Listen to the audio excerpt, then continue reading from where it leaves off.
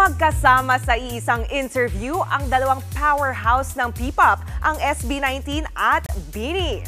Sa YouTube channel ng Billboard Philippines, pinag-usapan nila ang tungkol sa Pinoy music at kung paano mas makikilala pa ito sa buong mundo. Ang SB19 members hindi na itago ang pagiging fan ng BINI. Proud daw sila sa Nation's Girl Group dahil nagdala sila ng ibang audience ng Pinoy music. At syempre, pati ang BINI members ay humanga sa SB19 na anilay nagbukas ng pintuan para sa P-pop. Ina-expect daw ng dalawang grupo na lalo pang lalakas sa buong mundo ang musikang Pilipino.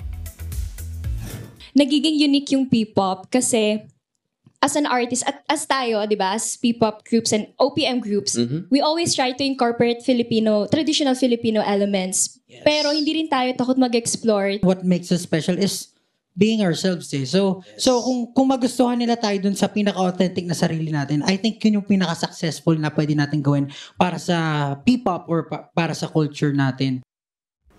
Mga kapatid, Jania Lipon po, laging maging updated sa latest sa entertainment and lifestyle para maging una sa balitaan. Bisitahin at mag-subscribe na sa social media pages ng News 5.